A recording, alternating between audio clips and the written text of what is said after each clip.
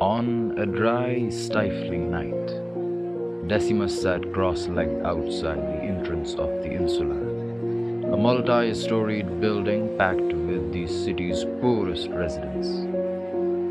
He scooped a small paste of figs and dates into his mouth, savoring each bite. It was a modest treat his mother had worked hard to afford, though luxury was a foreign concept to them. The insula was crumbling at its edges, its walls mottled with grime, and the narrow corridors were thick with the stale odor of unwashed bodies and the ever-present dampness from recent rains. A day before, Decimus's mother had endured an encounter with a Roman guard that left her both bruised and resilient. She had been in the middle of making a meager stew when the guards stormed into the slums, gathering the residents to do hard labor for the wealthy families, also called as the patricians, the higher class. The guards shoved people from their homes, barking orders with cold indifference.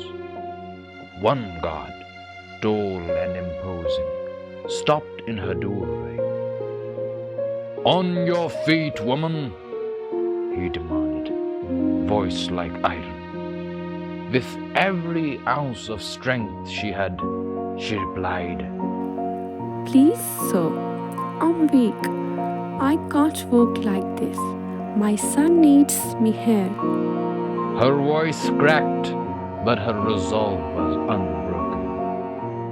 The guard sneered, his lips curling as he stepped closer. "Weakness is for the dead," he spat, raising his club.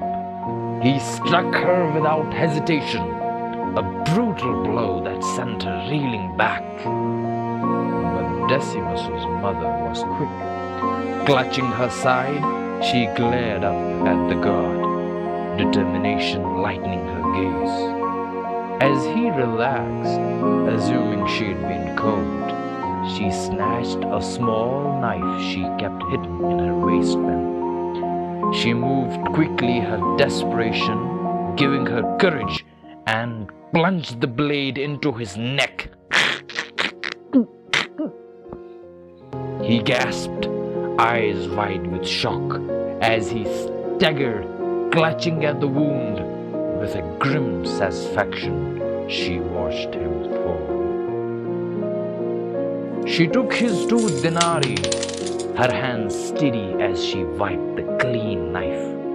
After this incident, she laid against the wall and cried her eyes out, a way to get this heavy, gruesome guilt of this action off her chest. When Decimus returned that night, she greeted him with a warm smile, her voice calm as she told him, "Tonight, we eat well, my son." She'd cooked a dish he'd only heard about, poorest, a luxurious porridge with cheese and herbs. Decimus's eyes grew wide with joy, but he noticed a shadow flicker in his mother's expression, something deeper hidden behind her tenderness.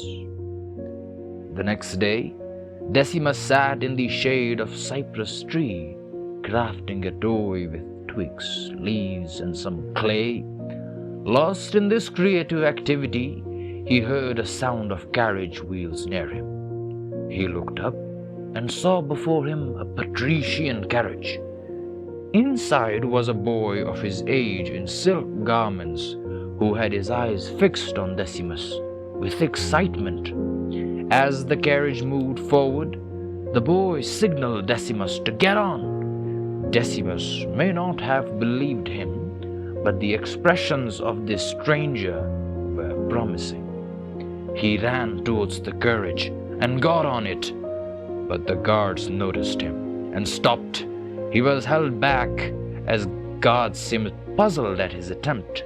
Right then, the boy in silk stepped out and ran away towards the woods. The guards couldn't understand what was going on and left Decimus and started chasing the other boy, shouting, "Young master, what are you doing? Where are you going? If you don't come back, we'll be in deep trouble, master." But the young master had fled away. Decimus too was unaware of the intentions of the other boy, but he knew the roads very well. He took a route towards the woods as well, and in no time he met the stranger once again in deep forest. They shared names and their stories. The stranger told him his name was Lucius. Lucius, a noble child draped in fine silks, seemed fascinated by the world beyond his gilded walls, and he invited Decimus to follow him.